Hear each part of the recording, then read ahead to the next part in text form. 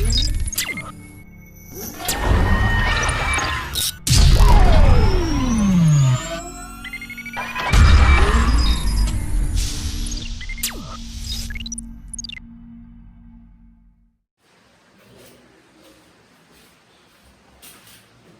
बच्चों, कैसे आप लोग? बढ़िया ही होंगे।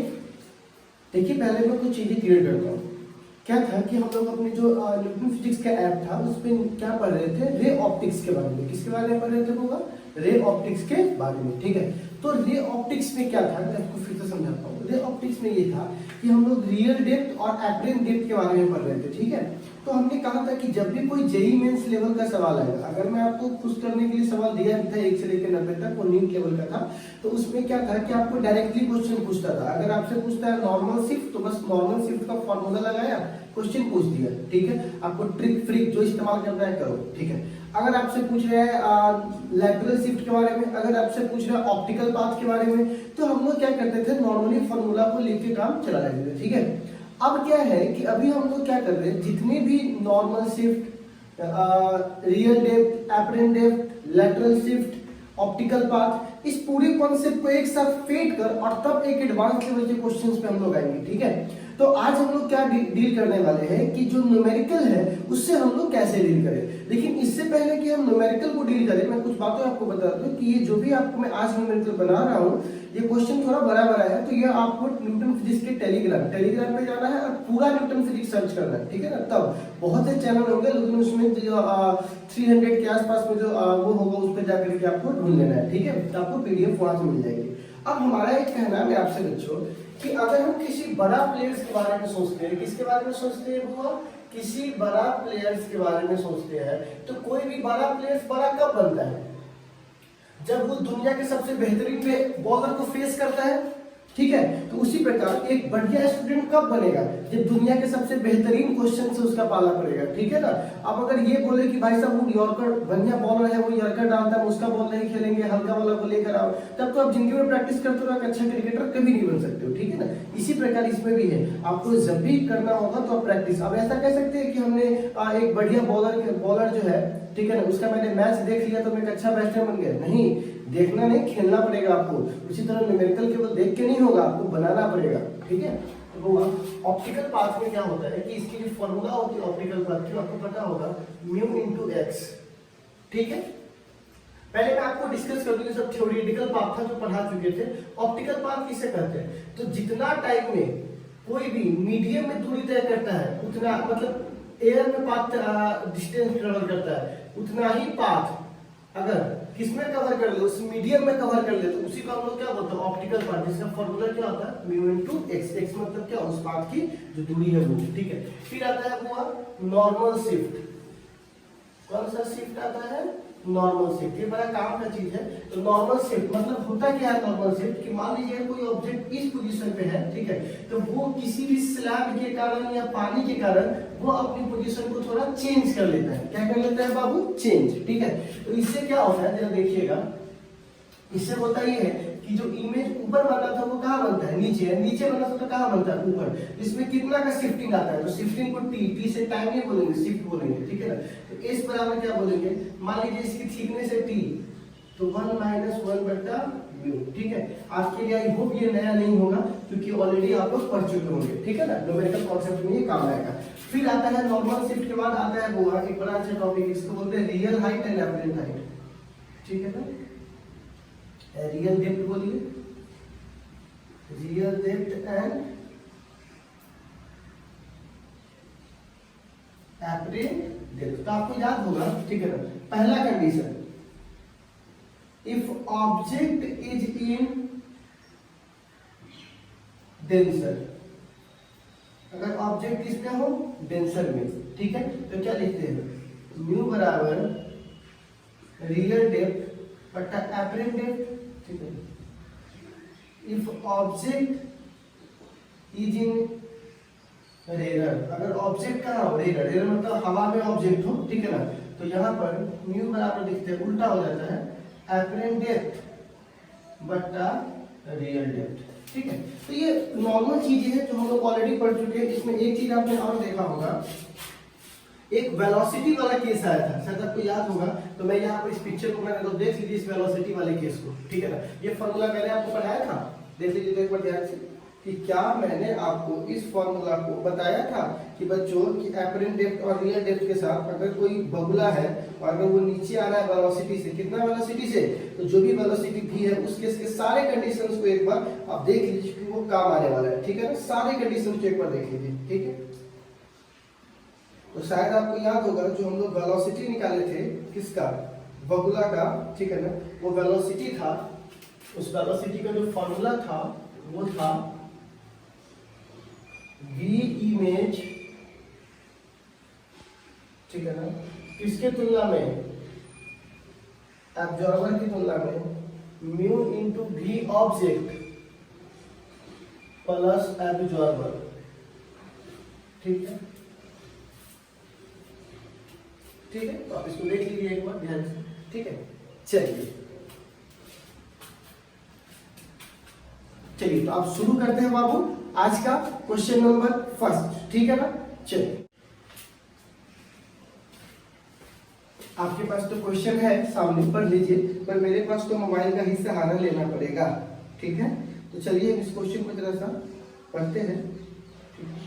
सबसे पहला क्वेश्चन कहता है, इस क्वेश्चन को देखिए, मैंने आपको समय भी दिया था बनाने के लिए, लेकिन पता नहीं आप लोग अगर नहीं पढ़िएगा तो इससे सिर्फ आप ही को घटाऊंगा। देखिए क्या कहता है, an absorber can see through a pin hole. एक ऑब्जर्वर है जो कहां से देख रहा है, पिन होल से, top of the end of a thin rod, ठीक है ना। एक रॉड है, उसकी थीन रॉड मतलब पतला रॉड है, उसके होल से उसको देख रहा है, पिन होल से।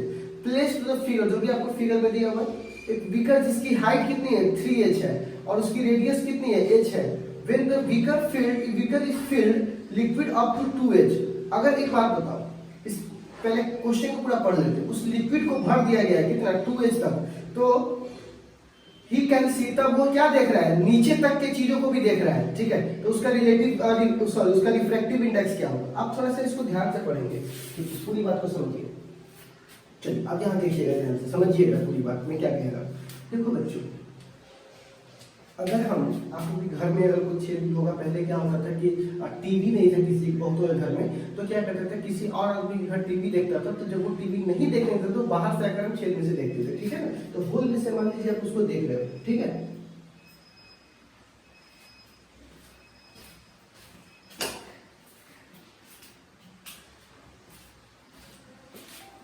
तो मान लीजिए आप उसके होल में से देख रहे हो, ठीक है।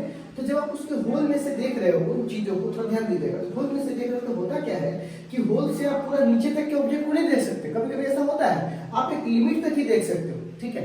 लेकिन क्या होता है कि क्योंकि अब जहां तक आपके आंखों पे सीधा रोशनी पड़ेगा, कॉन्सेप्ट भी समझा रहे हैं, केवल क्वेश्चन नहीं पूरा कॉन्सेप्ट को समझिए। जहां तक आपकी आंखों पे सीधा रोशनी पड़ेगा वहीं तक की चीजों को देख पाइएगा। तो ये क्या हुआ, इस पिक्चर में देखिए कि क्या हो रहा था कि ये जो उसका आंख था उस एज तक, हाइट तक से ही लाइट सीधा आ सकता था, ठीक है। लेकिन क्या हुआ, जैसे इसमें पानी भराया तो लाइट के पास पानी क्या करता है, क्योंकि वो डेंसर मीडियम की तरह काम करेगा पानी, और जो हवा है वो रेयर मीडियम की तरह काम करेगा। तो करता क्या है, जो लाइट है उस लाइट को पानी में थोड़ा मोड़ देता है। मोड़ना मतलब होता है बेंड हो जाना, ठीक है। तो जैसे ही लाइट बेंड होगा तो वो लाइट आप सीधा ना जाकर क्या हो जाएगा, नीचे झुक जाएगा। तो वो क्या करेगा, उस मुड़ने के कारण, लाइट के मुड़ने के कारण उसको नीचे वाला ऑब्जेक्ट भी कहाँ उसकी आंखों पर फिगर बनकर आएगा, ठीक है ना। तो वही आपसे रिफ्लेक्टिव इंडेक्स की वैल्यू पूछ रही है, ये तो कॉन्सेप्ट था, ठीक है। अब आते हैं सवाल पे, ठीक है। तो क्वेश्चन नंबर 1 का सॉल्यूशन जो है, ठीक है, जरा देखिएगा क्या है, ठीक है। इसका पिक्चर ही सब कुछ है, ठीक। अब देखिए एक पिन होल है, ठीक है, जहां पे रखिया है, ठीक। अब क्या हुआ, पहले लाइट यहां से आ रहा था, ठीक है। अब हमने इसमें पानी भर दिया, ठीक है, और कितना 2h तक, 2h मतलब हाँ, हमने इसमें पानी भर दिया है 2h तक, ठीक है बच्चों। थोड़ा ध्यान से देखिएगा, हमने इसमें 2h तक पानी भर दिया है। तो अगर मैं इसको जो पानी भरने की कैपेसिटी है वो कितनी है बाबू, 2h, ठीक है। अब जो ऑब्जेक्ट है उसको बॉटम दिखाई दे रहा है, ठीक है ना, बॉटम तक दिखाई दे रहा है, ठीक है। तो यहां से कोई लाइट ऐसे गया, ठीक है, तो ये नॉर्मल हो जाएगा, बिल्कुल हो जाएगा। और आपको पता है ना इसकी जो रेडियस है वो h है, तो इस रेडियस को h मानेंगे। दिया हुआ भी क्वेश्चन में, कोई बहुत बड़ी बात नहीं है। ये h है तो ये भी क्या है, h है। मैं पहले बोलता हूँ क्वेश्चन का लेवल थोड़ा है तो आपको समझना ही पड़ेगा, ठीक है। तो यहाँ देखिएगा अब क्या हुआ, ये लाइट थोड़ा सा मुड़ गया, ठीक है। ये लाइट थोड़ा सा मुड़ गया। आपको पता है कि जब रेडियल मीडियम से डेंसिटी में जाएगा तो लाइट मुड़ेगा, ठीक है। तो लाइट मुड़ गया और मुड़ कर रखिए रह गया, ठीक है। तो एक बात मुझे बताइए, क्योंकि ये आया है तो इसको थीटा मान लेते हैं। कितना मान लेते हैं, थीटा। थीटा मतलब इंसिडेंट और ये रिफ्लेक्टेड एंगल है। कितना एंगल है, रिफ्लेक्टेड, ठीक है। इसको आर मान लेते हैं, इसको आई मान लीजिए और इसको आर मान लीजिए, ठीक है। अब हमको एक बात बताइए, इसको आई माने, इसको आर माने, ठीक है। आप हमको एक बात बता सकते हो, इस आर की वैल्यू क्या है, बोलिए। नहीं पता, फिर से बताता हूं। देखो आप ध्यान से, 2h तक पानी भरा गया है, पूरा का 3h, ठीक है। तो ये कितना हो जाएगा, h। ये कितना हो जाएगा, h। अच्छा एक बात बताइए, ये h है तो ये भी कितना है, h, क्योंकि मिडिल से लाकर मुड़ रहा है। आपको पता है ना कि पूरा बीकर की जो ये है वो कितना है, 2h है। तो ये कितना हो जाएगा, h। मैं फिर से बताता हूँ क्यों, क्योंकि देखो ये नीचे से दिखाई दे रहा है, ठीक है। तो ये 2h से जाकर मुड़ेगा तो पीछे पीछे जाकर मुड़ा, तो पीछे पीछे मुड़ा तो ये h, तो ये कितना हो जाएगा। अगर दो साइड बराबर है, कितना है बाबू, दो साइड बराबर है तो समद्विबाहु त्रिभुज हो जाएगा। अगर दो साइड बराबर है तो दो एंगल भी बराबर होगा, एकदम त्रिभुज का सिंपल सा नियम है। तो अगर एक बात बताइए, ये 90 डिग्री है और इसके दोनों साइड बराबर है तो ये 45 और ये 45 नहीं हो जाएगा, बिल्कुल हो जाएगा। क्योंकि एक त्रिभुज का अंतःकोण कितना होता है, 180, ये 90, ये साइड बराबर, ये साइड बराबर, ठीक है। ये h है, रेडियस 2 है, डायमीटर 2h है, तो रेडियस क्या हो जाएगा, h। ये बराबर, तो ये कितना हो जाएगा। तो चूंकि एक बात बताइए, ये 45 डिग्री तो पूरा 90 होता है, तो ये भी कितना हो जाएगा, 45 डिग्री। कितना हो जाएगा, 45। अब चूंकि ये लाइट मुड़ा है, ठीक है, तो जब भी कोई लाइट मुड़ेगा, ध्यान से समझिएगा मेरी बात, तो जब भी कोई लाइट मुड़ेगा तो लाइट तो चीजों को सीधा करके देखता है, टेढ़ा तो देख नहीं सकता। तो वो क्या करेगा, चीजों को थोड़ा सा सीधा कर देगा, ठीक है। तो जब ये इसको सीधा करेगा, ठीक है, तो उसको ये चीजें बॉटम यहां नहीं बल्कि यहां दिखाई देगा, कहीं भी दिखाई दे। उसको बॉटम दिखाई दे रहा है कि नहीं दे रहा है, वो ऊपर दे रहा है उससे फर्क नहीं पड़ता, ऊपर दे रहा है तभी तो दिखाई दे रहा है, ठीक है। तो एक बात बताइए, ये दूरी कितनी होगी, तो हमको एक बात बताइए, ये दूरी कितनी है, h, ठीक है। अच्छा अब एक बात बताइए, ये एंगल 45 है तो ये भी क्या होगा, 45। ये 45 है तो ये भी क्या होगा, 45। ये 45, ये भी 45, ठीक है। ये h, तो पक्की बात है ये भी h होगा, क्योंकि ये 45 है, ये 90 है, तो ये भी 45 होगा। तो अगर दो 45 एंगल है मतलब समद्विबाहु त्रिभुज, ठीक है ना। तो जब दो एंगल बराबर है तो दो साइड भी बराबर होंगे। तो एक तो ये h है तो ये वाला साइड क्या होगा, बराबर, ठीक है ना, क्योंकि ये तो हाइपोटेन्यूज है, ठीक है। तो फिर इसकी बात नहीं करें, तो ये h है तो ये भी क्या हो जाएगा बाबू, h, ठीक है। अब एक बात बताइए, ठीक है, हम सबको पता है फ्रॉम स्नेल्स लॉ, बस हो गया, बन गया, फ्रॉम स्नेल्स लॉ, एकदम सिंपल है बच्चों, ठीक है। तो म्यू बराबर क्या हो जाएगा, साइन आई बटे साइन आर। एक बात बताइए, म्यू साइन आई, तो आई की जगह हमको नहीं पता तो हम आई का मान निकाल लेंगे, 2 मिनट रुक जाइए। अच्छा साइन आर, तो साइन आर का मान 45 डिग्री, तो कितना हो जाएगा, साइन आर बराबर 45 डिग्री। एक बात बताइए, साइन आई, तो आपको पता है ना साइन आई बराबर क्या हो जाएगा, साइन थीटा बराबर क्या होता है, p बट्टा h। तो थीटा के सामने वाला p, तो ये दूरी h है ना, ये बीच में बनना चाहिए, तो थोड़ा खसक गया है, कोई दिक्कत नहीं, आप मान लेना कि ये दूरी क्या है, h है ना, p। और h कितना है, एक बार बताइए, ये h यहां से यहां तक 2h, ठीक है। ये h यहां से यहां तक 2h, तो ये कितना हो जाएगा, रूट अंडर h का स्क्वायर प्लस 2h का होल स्क्वायर, नहीं हो जाएगा क्या, है ना, h बराबर p का स्क्वायर प्लस b का स्क्वायर, तो ये हो जाएगा रूट अंडर साइन आई का मान, ठीक है, h का स्क्वायर प्लस 2h का स्क्वायर, अब बटा साइन 45 का मान 1/2, ठीक है। थोड़ा इसको और एक्सप्लेन कीजिए, तो म्यू बराबर क्या हो जाएगा, h और बटा 2, यहां पर कितना हो जाएगा, h square plus 4h square, और बट्टा 1/√2, √2 ऊपर चला जाएगा तो म्यू बराबर हो जाएगा √2 h इंटू √2, और ये 4 और 1 5 कितना हो जाएगा 5h², तो म्यू बराबर क्या हो जाएगा h√2, ठीक है, और h² बाहर आ जाएगा तो h हो जाएगा क्योंकि स्क्वायर है तो रूट खत्म हो जाएगा √5, ठीक है, h से h कट जाएगा तो म्यू बराबर फॉर्मूला हो जाएगा, मतलब मान हो जाएगा √100। अब तो एकदम सिंपल से, ठीक है, जो भी आपको दिमाग लगाना है बच्चों ज्योमेट्री में लगाना है, ठीक है, ये ज्योमेट्री बहुत ही सिंपल है। मैं वापस आपको उस पेपर रिपीट कर देता हूँ कि एक लाइट था जो बॉटम तक देख पा रहा है, पहले नॉर्मल देख पा रहा था, लेकिन पानी भरने के कारण लाइट मुड़ गया। अगर पानी नहीं भरा था तो लाइट तो सीधा जाता, तो ये केवल यहीं तक देख पा रहा था, जो कि आप क्वेश्चन में भी देख रहे हो, लेकिन पानी भरने के कारण यही लाइट थोड़ा सा मुड़ गया, तो मुड़ने के कारण ये कहाँ तक का लाइट देख पाया, बॉटम तक का, ठीक है, तो बॉटम तक में क्या हुआ, ये एच है, ये एच है, तो ये कितना हो जाएगा, ये हो जाएगा सॉरी ये एच है, ये 45 है, तो ये भी क्या हो जाएगा 45, तो ये भी क्या हो जाएगा 45, ये एच, तो ये भी क्या हो जाएगा एच, तो ये भी क्या हो जाएगा एच, क्योंकि 2h तक तो पानी भरा हुआ है, तो ये क्या हो जाएगा एच, ठीक है, क्योंकि 3h था पूरी लंबाई, तो ये h 2h के बाद, तो आप देखिएगा sin a बट्टा sin r, r का मान तो पता चल गया 45, लेकिन i का मान नहीं पता, तो i बराबर लंब बट्टा कर्ण, तो लंब कितना है h और कर्ण कितना है, इस दोनों का स्क्वायर मान लेके फिर से निकल गया हमारा वैल्यू, ठीक है, एज सिंपल था, पता नहीं कितने लोग नहीं बना पाए थे, कितने लोग उसको बना लिए थे हाथ देखिए। अच्छा चलिए ठीक है, तो आप इस क्वेश्चन नंबर फर्स्ट एक बार देख लीजिए, फिर आते हैं क्वेश्चन नंबर सेकंड पे, ठीक है, बहुत इंटरेस्टिंग क्वेश्चन है सेकंड, एक बार अब ये जो सेकंड नंबर क्वेश्चन है इसको आप एक बार जरा ध्यान से पढ़िए, काफी बेहतरीन क्वेश्चन है। इसमें बहुत ही सिंपली आपको करना क्या है कि देखिए एक कोई मान लीजिए इस क्वेश्चन को पढ़िए, एक कोई बबल है, समझ में आ रहा है, ठीक है, एक बबल है हमारे पास, ठीक है, वो बन रहा है कहाँ, ग्लास स्लैब में, कहाँ बनाया हुआ वो, ग्लास स्लैब में। तो जब ये एयर बबल्स हमारे ग्लास स्लैब में बना है, तो जब हम इसको ऊपर से देखते हैं, कहाँ से देखते हैं, ऊपर से, तो ये हमको 3 सेंटीमीटर की दूरी पर नजर आता है, मतलब हमारी एपरेंट, रियल नहीं, एपरेंट हमको आभास होता है, क्योंकि आपको पता है रियल आपको ग्लास स्लैब में ही दिखेगा, ठीक है ना।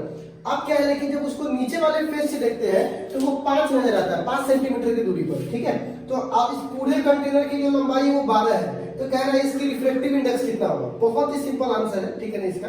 आप एक बार इस फॉर्मूला को जरा देखिएगा ध्यान से, ठीक है, क्या कह रहा है, एक यहाँ पे क्वेश्चन नंबर सेकंड है, एक यहाँ पे ग्लास स्लैब है, इसकी जो बच्चों ऊंचाई है वो कितनी है बाबू, 12 सेंटीमीटर, ठीक है, एक एयर बबल बन गया, कौन सा बबल बन गया बबुआ, एयर बबल, ठीक है, एयर बबल बन गया। तो एयर बबल को देखिए जब टॉप से देखते हैं तो इसकी एपरेंट डेप्थ क्या नजर आती है, 3 सेंटीमीटर, लेकिन जब तुम इसको बॉटम से देखते हो तो इसकी एपरेंट डेप्थ क्या नजर आती है वो 5 सेंटीमीटर। ऊपर से देख रहे हो तो कुछ और, नीचे से देख रहे हो तो कुछ और, 5 और 3 8, लेकिन है कितना 12, तो झोल है 4 का, ठीक है, क्योंकि सिंपल सी बात है भैया, थोड़ा शिफ्ट होता है, बता चुके हैं, ऑब्जेक्ट डेंसर मीडियम में है, तो यहाँ पर क्या करते हैं, मान लेते हैं कि जो इसकी रियल डेप्थ है वो कितनी है x, मान लेते हैं, मेरे को नहीं पता, ये तो निकालना है, तो नीचे से कितना हो जाएगा, ये पूरा 12 है, ये x, तो ये कितना हो जाएगा 12 माइनस x, ठीक है। अगर ऑब्जेक्ट कहाँ रखा होगा वो, डेंसर मीडियम में, ऑब्जेक्ट कहाँ हो, डेंसर मीडियम में, बताओ, for top order, for top, ठीक है ना, अपोजिट फेस पे रखा हुआ है, तो अपोजिट पर तब ऊपर टॉप होगा तो नीचे बॉटम होगा, अगर इसको तुम टॉप मानोगे तो इसका अपोजिट क्या होगा, बॉटम। देखिए क्वेश्चन में लिखा हुआ है कि जब तुम इसके टॉप के अपोजिट से देखोगे तो टॉप का अपोजिट कौन होता है, बॉटम, तो कितना होगा 5 सेंटीमीटर से, ठीक है। तो बताइए टॉप से देखिएगा, तो टॉप से देखिएगा तो ऑब्जेक्ट कौन से मीडियम में है, डेंसर, ऑब्जेक्ट इन डेंसर, क्योंकि शीशा के अंदर ऑब्जेक्ट है, तो बताइए म्यू बराबर क्या होगा, देख लीजिए, रियल डेप्थ बट्टा एपरेंट डेप्थ, तो बताइए म्यू बराबर रियल डेप्थ का मान क्या है x, अच्छा, ऊपर से देखने पर एपरेंट कितना भाग नजर आता है 3 सेंटीमीटर, समीकरण 1, ठीक है। अच्छा अब फॉर बॉटम, किसके लिए, बॉटम, बॉटम मतलब नीचे वाले पार्ट से, तो इसका ऑब्जेक्ट कहाँ है, वो भी डेंसर में है, ठीक है। वो एक बात बताओ, म्यू बराबर क्या हो जाएगा, रियल बट्टा रियल डेप्थ बट्टा एपरेंट डेप्थ, सेम कंडीशन यहाँ पे लागू होगा, तो बताइए म्यू बराबर रियल डेप्थ कितना है 12 माइनस x और एपरेंट कितना है 5, इस दोनों को बराबर कर दे, क्योंकि ये भी म्यू है ये भी म्यू है, तो x बट्टा 3 बराबर 12 माइनस x बट्टा 5, मल्टीप्लाई करेंगे तो 5x 12 3 36 माइनस 3x, इधर ले आएंगे तो 8x बराबर 36। काट के देख लीजिए तो आपको x का मान आ जाएगा 4.5 सेंटीमीटर। ठीक है, तो ये तो x का मान है, लेकिन हमको मान किसका निकालना है? म्यू का। यहीं से निकाल लेते हैं ना। म्यू बराबर x का मान कितना है? 4.5 और बट्टा क्या है? 3। ठीक है, ये काट देंगे तो बताइए म्यू बराबर कितना आ जाएगा? 1.5। तो ये आपका आंसर हो जाएगा। कितना सिंपल आंसर था। ठीक है, इसको बनाया हमने बहुत सारा लोग। ठीक है ना, तो चलिए इसको बना करके फिर आते हैं नेक्स्ट क्वेश्चन पे। बेटा हुआ, लेकिन इतना भी लाइक नहीं है जितना से हम लोग वर्क ना कर सके। हाँ, कुछ लोग ये कह सकते हैं लाइक नहीं, वो नहीं, बहाना वाले बहाना बनाते रहे। बाकी पढ़ने वालों के लिए, समस्या वाले के लिए कोई दिक्कत नहीं। ठीक है ना, आपको पता है क्या दुख ना हो, तकलीफ ना हो तो क्या वजह है जीने में? बड़े से बड़े तूफान थम जाते हैं जब आग लगा हो सीने में। तो जिसको पढ़ने की इच्छा है वो लोग पढ़ रहे हैं, बाकी लोग तो बहाना बच चलता रहेगा। ठीक है, तो तीसरा नंबर क्वेश्चन काफी आइकॉनिक क्वेश्चन है, इसको देखिएगा। ये क्वेश्चन कहता है, इसको मैं इसको रीड कर देता हूँ, बहुत अच्छा क्वेश्चन है। कहता है A fish rising vertically to the surface of the water, एक फिश है जो सरफेस ऑफ वाटर से वर्टिकली राइज कर रहा है, जिसकी रेट ऑफ क्लाइंबिंग है 3 मीटर पर सेकेंड। एब्जॉर्बर, ठीक है ना, तो एब्जॉर्बर जो मतलब फिश जो है वो 3 मीटर से क्लाइंब कर रहा है। ठीक है ना, ऊपर की ओर। और एक जो फिश है मतलब कि किंग फिशर जो है, ठीक है ना, वो क्या करता है? नीचे की ओर आ रहा है और उसकी जो वेलोसिटी है वो कितनी है? 9 मीटर पर सेकेंड वर्टिकली एबव। मतलब वो भी किसकी तुलना में? एब्जॉर्बर की तुलना में। रियल वेलोसिटी नहीं है अभी किंगफिशर की। तो आपको रिफ्रैक्टिव इंडेक्स दिया हुआ है और कह रहा है एक्चुअल वेलोसिटी किंगफिशर का क्या होगा। तो मैं आपको फिर से बोलता हूं, जब कोई ऑब्जर्वर पानी में होता है, जैसे मछली पानी में है, ठीक है, और जो मछली पानी में है और जो क्या बोलते हैं वो किंगफिशर है, वो क्या है? ऊपर है। तो अगर पानी से कोई वस्तु ऊपर वाली चीजों को देखेगा तो आपको याद होगा ये वाला केस जो मैंने बताया था आपको। तो क्या होगा? उसके रियल मतलब वास्तविक ऊंचाई से वो क्या दिखेगा? थोड़ा ज्यादा ऊंचाई पर दिखेगा। तो एक बात बताइए, तो वास्तविक ऊंचाई से ज्यादा ऊंचाई पर दिखाई दिया तो रियल तो आपको पता नहीं चला।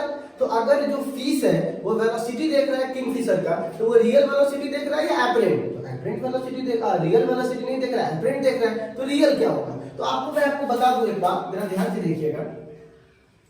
इस वाले पिक्चर को जरा से मैं ड्रॉ कर देता हूँ ताकि आपको यहाँ पर सुविधा हो। अगर एक किंगफिशर है, यहाँ से आ रहा है, ठीक है ना, इसकी वेलोसिटी कितनी है? 9 मीटर पर सेकेंड। ठीक है ना, लेकिन वेलोसिटी ऑफ किंगफिशर, ठीक है, मतलब वेलोसिटी किसका? किंगफिशर के इमेज का है। किसका है? इमेज का है। किसके तुलना में? फिश के तुलना में। ठीक है ना, और मछली कहाँ जा रही है? ऊपर। तो इसकी वेलोसिटी फिश का कितना है? 3। तो एक बात बताइए, तो इसकी रियल वेलोसिटी निकालना है, मतलब वेलोसिटी ऑफ किंगफिशर क्या होगा? रिलेटिव वेलोसिटी का सवाल है, एकदम बच्चा वाला सवाल है। तो एक बात बताइए, एक बात हमको बताइएगा, ठीक है। अभी मैंने यहाँ पर एक फॉर्मूला भी लिखा है कि v इमेज, क्या लिखेंगे बाबा? v इमेज, ठीक है ना, ये फॉर्मूला हम लोग पढ़ा चुके हैं, ठीक है, अभी परसों ही पढ़ाए थे, ठीक है।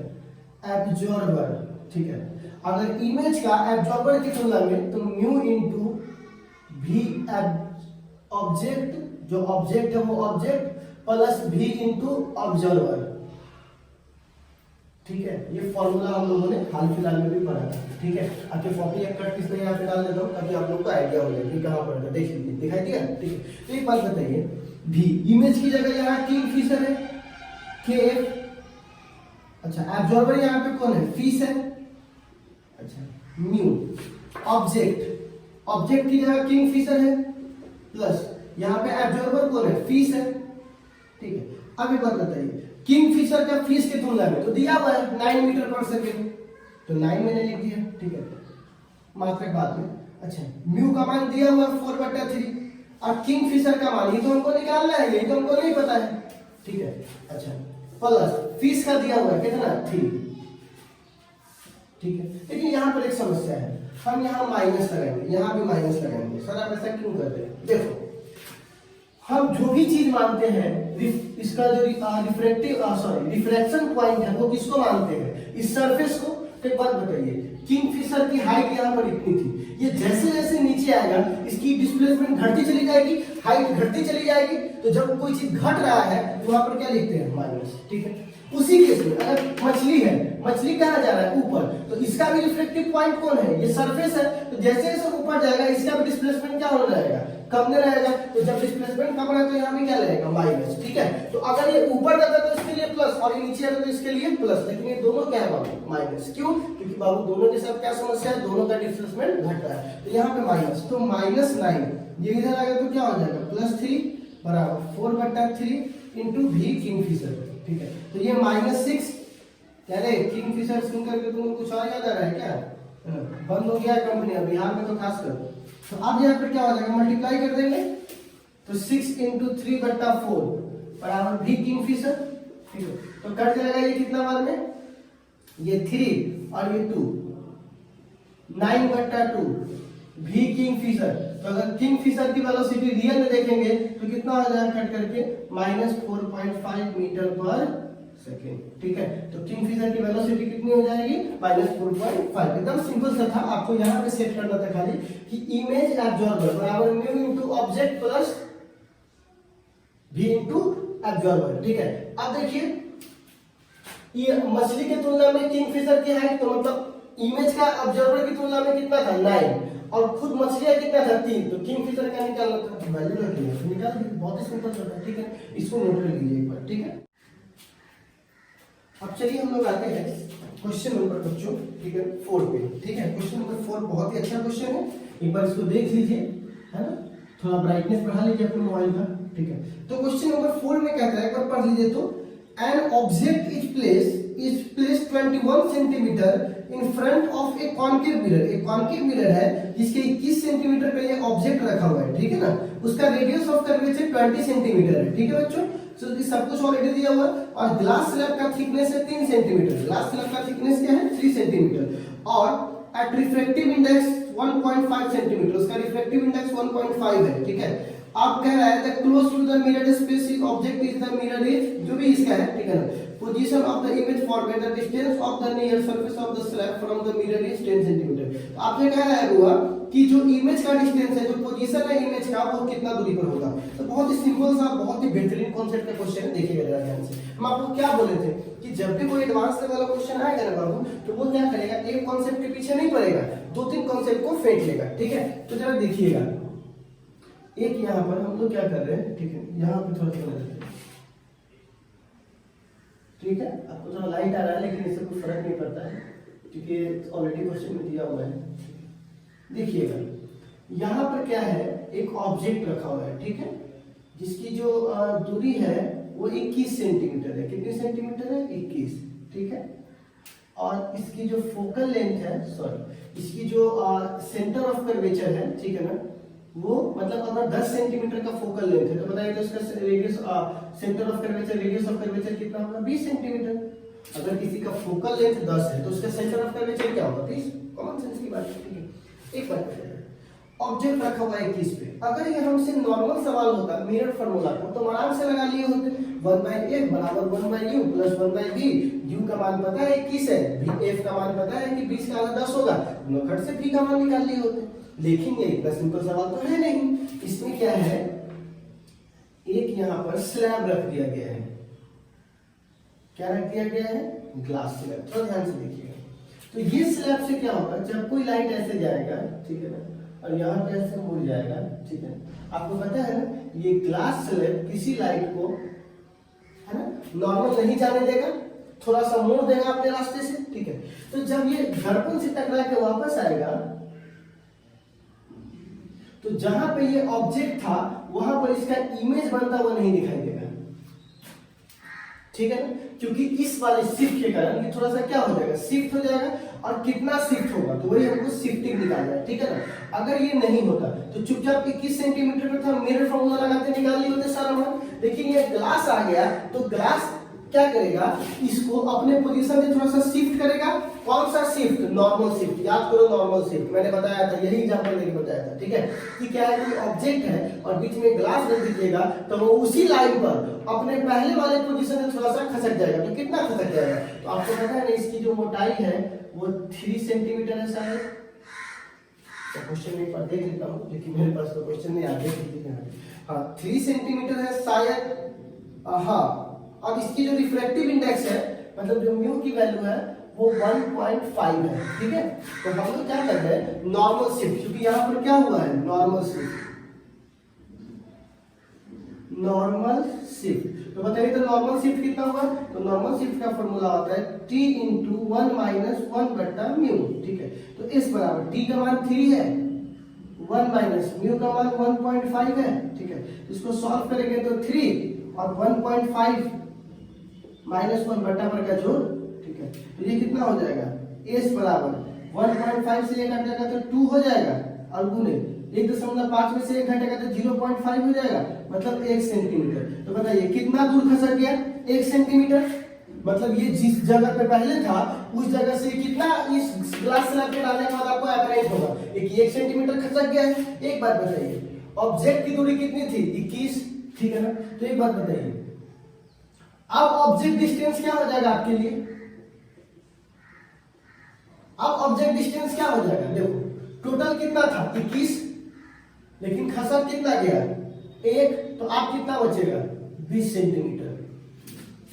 तो अब आपको जो ऑब्जेक्ट नजर आएगा इस ग्लास स्लैब डालने के बाद कितना नजर आएगा? 20 सेंटीमीटर। आप ध्यान से देखिएगा, इस क्वेश्चन का आंसर बड़ी आसान है। ठीक है, 20 सेंटीमीटर। एक बात बताइए, इसका भी निकालना है तो आपको यहाँ पे निकाल सकते हैं 1/f=1/u+1/v। आप तो आराम से निकाल सकते हैं 1/f, तो f की जगह 10 दिया हुआ क्वेश्चन, u की जगह 20, ठीक है, प्लस 1/v। यहाँ से चला जाएगा तो 1/v बराबर कितना हो जाएगा? 1/10 माइनस 1/20। ठीक है, तो 1/v। ठीक है, अब एक बात बताइए, यहाँ माइनस लगेगा। ठीक है, यहाँ माइनस क्यों लगा? कॉन्केव मिरर है, इस तरफ है तो क्या लगा दी? माइनस। तो ये भी यहाँ पर क्या हो जाएगा? माइनस, और ये यहाँ पर क्या हो जाएगा? प्लस। तो ज्यादा बड़ा बात नहीं। तो 1/20 माइनस 1/10, तो बट्टा पर का जोड़ करेंगे तो क्या हो जाएगा? 20। ठीक है, ये कितना हो जाएगा? 20, और ये कितना हो जाएगा? 1, और ये कितना हो जाएगा बाबू? 2। तो कितना हो जाएगा? माइनस 1/20। तो v बराबर कितना हो जाएगा? Minus 20 centimetre. ये रियल आंसर है। अगर आप इतना नहीं करना चाहते तो ट्रिक फ्री नहीं है, कॉन्सेप्ट है। 20 सेंटीमीटर पे इसका सेंटर ऑफ कर्वेचर है। ठीक है ना? और जब ऑब्जेक्ट 20 पर आ गया मतलब सेंटर ऑफ कर्वेचर पर आ गया, और सेंटर ऑफ कर्वेचर का एक खास बात क्या होती है? जितना दूरी पर ऑब्जेक्ट होता है उतना ही दूरी पर इमेज बनता है। सेंटर ऑफ कर्वेचर का इमेज फॉर्मेशन याद है? जिस दूरी पर ऑब्जेक्ट होता है उसी दूरी पर क्या होता है? इमेज बनता है। तो बताइए इसका आंसर क्या हो जाएगा? 20 सेंटीमीटर माइनस 20 सेंटीमीटर। ठीक है, तो ये आपका चौथा का सॉल्यूशन, एकदम सिंपल सा सॉल्यूशन था, जो था यहाँ पे था। ठीक है, इसको लगा करके थोड़ा सा कॉन्सेप्ट भी इस्तेमाल करना था, तब ये फॉर्मूला लगाना था। ये फॉर्मूला तो बच्चों लगा लेते हैं 10वां क्लास में। ठीक है, थोड़ा सा ये लगाना था। ठीक है, तो होप आप इसको समझे होंगे। थोड़ा सा देखने में दिक्कत है, बर्दाश्त कर लीजिए, इसको नोट कीजिए। फिर हम लोग आते हैं एक आखिरी सवाल में। ठीक है, बहुत अच्छा सवाल है, एक बार इसको नोट। इस क्वेश्चन को बाबू पढ़िए तो जरा सा, बहुत ही सिंपल और अच्छा क्वेश्चन है। आखिरी क्वेश्चन बाबू थोड़ा दिमाग में भटकाइए, पढ़िए। तो इसको कह रहा है कि कॉन्केव मिरर है। तो आपको याद होगा हमने जो आपको नॉर्मल शिफ्ट पढ़ाया था वो प्लेन मिरर के लिए पढ़ाया था, मतलब प्लेन सतह के लिए पढ़ाया था, लेकिन ये तो कॉन्केव है। ठीक है, इसमें पानी भरा हुआ, ऊपर से मिरर भी है। ठीक है, इसमें बहुत ही सिंपल कॉन्सेप्ट है, अगर जो इस्तेमाल करता है, हम जानते हैं एक बार में नहीं हो सकता था, लेकिन आप अगर कोशिश करते तो ऐसा भी नहीं है कि आपसे नहीं होता। ठीक है, थोड़ा सा ध्यान दीजिएगा, बहुत ही अच्छा क्वेश्चन है। देखो क्या कह रहा है कि एक concave mirror of radius r, उसकी रेडियस कितनी है? r। ठीक है, तो मैं मान लेता हूं कि उसकी रेडियस कितनी है बाबू? r। ठीक है, अब कह रहा है उसकी रेडियस r है और वो हॉरिजॉन्टल टेबल पे रखा हुआ है। तो चलिए हमने मान लिया कि हॉरिजॉन्टल टेबल पे रखा हुआ है। ठीक है, हॉरिजॉन्टल टेबल पे रखा हुआ है। अब कह रहा है water is poured into the height h, तो वाटर इसको भर दिया गया है कितना हाइट तक? h हाइट तक। ठीक है, अब कह रहा है when should an ऑब्जेक्ट भी प्लेस, कहां पे ऑब्जेक्ट रखे तो उसका इमेज जो फॉर्म होगा वो अपने आप, मतलब बाय इटसेल्फ, मतलब जहां पे है वहीं पर इमेज फॉर्म होगा। ध्यान से देखिएगा बाबू, जहां पर है वहीं पर इमेज क्या होगा? फॉर्म होगा। जहां है वहीं पर इमेज क्या होगा? फॉर्म। और इस दूरी को y मान लिया गया है। कितना मान लिया गया है? y। अच्छा, एक शब्द लगाया है इटसेल्फ, यही समझना था। ध्यान से देखिएगा, अगर ये पानी नहीं होता तो चुपचाप रेडियस ऑफ कर्वेचर, यहां से यहां तक के पॉइंट को हम लोग रेडियस बोलते हैं, तो इस पॉइंट को क्या बोल सकते हैं? सी नहीं बोल सकते हैं क्या? Centre of curvature, radius of curvature से लेकर सेंटर ऑफ कर्वेचर से पोल तक के पॉइंट को हम लोग क्या बोलते हैं? Centre of radius of curvature. तो r बराबर यहाँ पर क्या हो जाएगा? c। तो अगर ये पानी नहीं होता तो चुपचाप हम ऑब्जेक्ट को यहाँ रखते, चुपचाप आता, चुपचाप चला जाता। लेकिन यहाँ पर आपको पता है कि क्या है? पानी है, तो लाइट को थोड़ा जरूर मोड़ेगा, तो इसको यहाँ नहीं थोड़ा नीचे रखिए। तो नीचे रखिएगा तो क्या होगा? ये लाइट ऐसे आएगा, और चूंकि ये रेयर से डेंसर में तो नॉर्मल की तरफ मुड़ जाएगा। तो जैसे ये नॉर्मल की तरफ मुड़ेगा तो ये लाइट अपने आप को सीधा करेगा। थोड़ा सा देखिएगा, पिक्चर बनाने में थोड़ा तमीज मेरा है। बहुत ही सिंपल सा कॉन्सेप्ट मैं आपको समझा रहा हूँ। क्या है कि एक लाइट रे है, ठीक है। अगर यह पानी नहीं होता तो चुपचाप हम ऑब्जेक्ट को सी पे रखते तो हमारा इमेज भी क्या बनता है, इटसेल्फ बनता, ठीक है। लेकिन क्या हुआ कि हमने यहाँ पर लाइट को थोड़ा सा नीचे रखा। क्यों? क्योंकि अगर रेयर मीडियम है डेंसर को थोड़ा सा ऊपर रखते हैं, ठीक है ना। लेकिन यहाँ पे रेयर से लाइट कहाँ जा रहा है, डेंसर में, ठीक है। तो डेंसर में लाइट जाएगा तो थोड़ा सा मुड़ जाएगा, ठीक है। तो मुड़ने के कारण ये लाइट को जब सीधा करोगे तो इसका जो इमेज है वो वर्चुअली कहाँ बनेगा, सी वाले पॉइंट पर। कौन से पॉइंट पर? सी वाले पॉइंट पर। तो एक बात बताइए, इसकी जो हाइट है वो कितनी है, h है, ठीक है।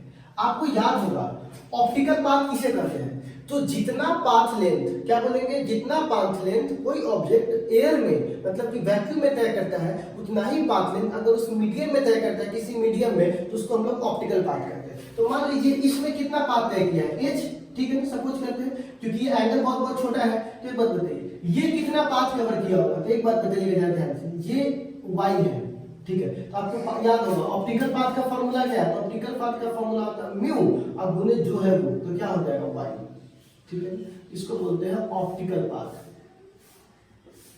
कौन सा पाथ, ऑप्टिकल पाथ, ठीक है। ये देखिए ये बहुत बड़ा नहीं है, यहाँ पे किया है तो आप सोच सकते हो कि आपके आंख के बूंद में जो लाइट जाता है वो कितना करीब होगा, एकदम करीब करीब होगा, समझो स्ट्रेट लाइन है, ठीक है। तो ये क्या है, h है, ठीक है ना। और ये तो ये ऑप्टिकल पाथ की तरह काम करेगा। तो इसकी जो डेंसिटी है वो कितनी है, म्यू और इनटू y, ठीक है ना। तो यहाँ पर ऑप्टिकल पाथ और प्लस h। तो एक बात बताइएगा, इटसेल्फ कह रहा है, ठीक है। तो इटसेल्फ मतलब क्या होगा बताइए, इटसेल्फ मतलब होगा कि जहां पे ऑब्जेक्ट था, मतलब ये म्यू y ये दूरी प्लस h जो ये दूरी, ठीक है ना, ये h। तो हम यहाँ कहना चाहते हैं जितना लेंथ इसको यहाँ रहेगा उतना ही लेंथ ये होना चाहिए। तो ये लेंथ कितना h और ये लेंथ कितना म्यू। इसके बाद बताइएगा इस दोनों को जोड़िएगा तो ये दोनों किसके बराबर होगा, r के। क्यों? क्योंकि इटसेल्फ लिखा हुआ है और इटसेल्फ का मतलब क्या होता है कि वो तभी इटसेल्फ हो सकता है जब कोई वस्तु सी पर हो, ऑब्जेक्ट कहां पर हो, सी पर। तो उसका इमेज भी कहां बनेगा, सी पर। इसका क्या मतलब हुआ कि इस दोनों का जोड़, इस दोनों का पाथ लेंथ किसके बराबर होगा, इसके रेडियस के। क्योंकि रेडियस के पॉइंट पर क्या पाया जाता है, सी। तो इस दोनों को मिला दीजिएगा तो इसका पाथ लेंथ किसके बराबर होगा, आर के बराबर। क्योंकि आर के पॉइंट पर कौन खड़ा है, सी, मतलब सेंटर ऑफ कर्वेचर। और सेंटर ऑफ कर्वेचर वाले कंडीशन को क्यों सही करना है, क्योंकि यहाँ पर इमेज कैसा बनाना है, इटसेल्फ। तो यहाँ से म्यू y प्लस h बराबर r हो जाएगा। तो बताइए तो म्यू y बराबर क्या हो जाएगा, r माइनस h। तो y बराबर कितना हो जाएगा, r माइनस h बट्टा म्यू, ठीक है। निकल गया, एकदम सिंपल सा आंसर था। तो आई होप आप इसको बैठ करके थोड़ा और समझिए, एकदम सिंपल सा कॉन्सेप्ट था, फिर से समझ लीजिए। इसका इन्होंने तय किया कितना है, h, ठीक है।